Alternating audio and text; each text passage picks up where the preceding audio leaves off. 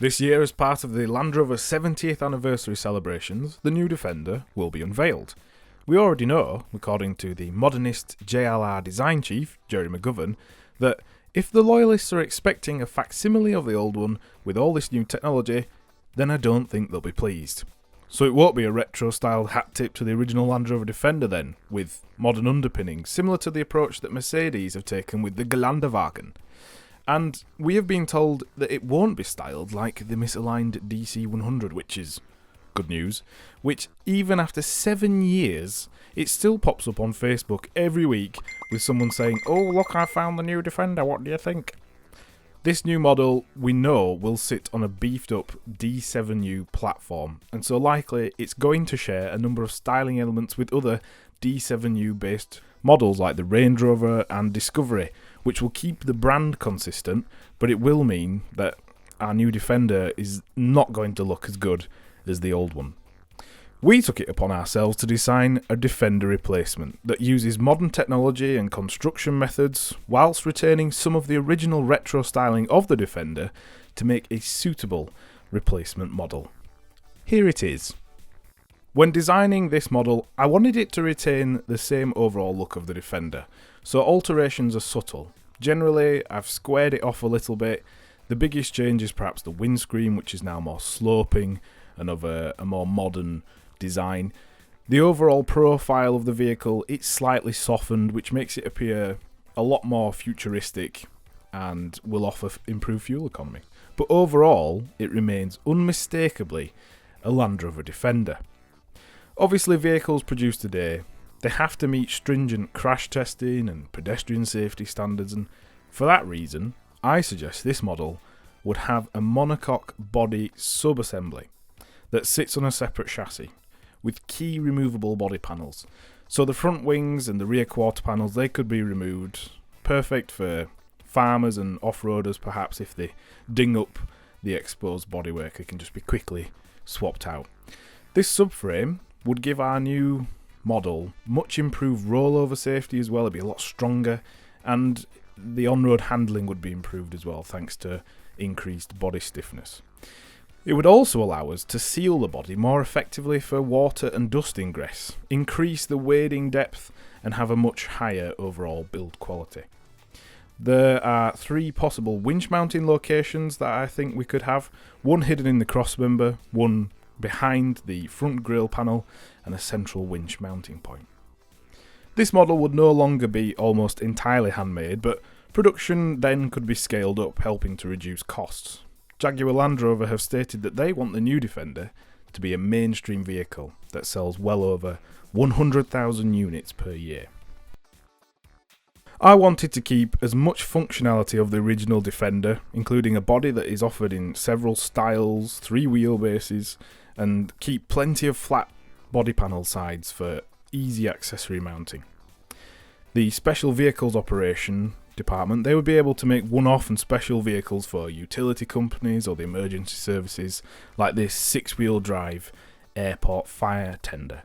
That would have 3 locking diffs, 1 central locking diff, winches all over, lighting from the factory, a rear locker, firefighting equipment on board. It would be absolutely awesome. I see no reason why modern vehicle design can't be merged with the philosophy of the old Defender to create a 4x4 that is heavily customisable, highly capable off-road, but that still keeps the character, the core values of the Defender.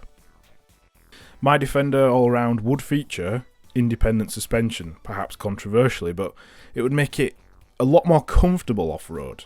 But it would also give us improved on-road handling and just make for the ultimate all-round 4x4. The suspension would be electronically adjustable, allowing you to adjust the ride height and suspension. You could soften it up, for example, when travelling over rutted roads. That could be done via air suspension or MagneRide type dampers. I envisage a lineup of models tailored for different uses. A base model, type counties pickup, perfect for farmers and country living.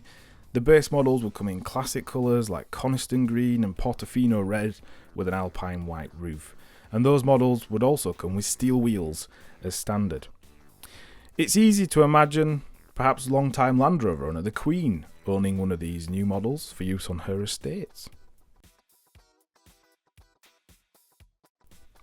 This new model could cater for the emergency services market too, with SVO offering ready-made police and fire ambulance vehicles outfitted from the factory.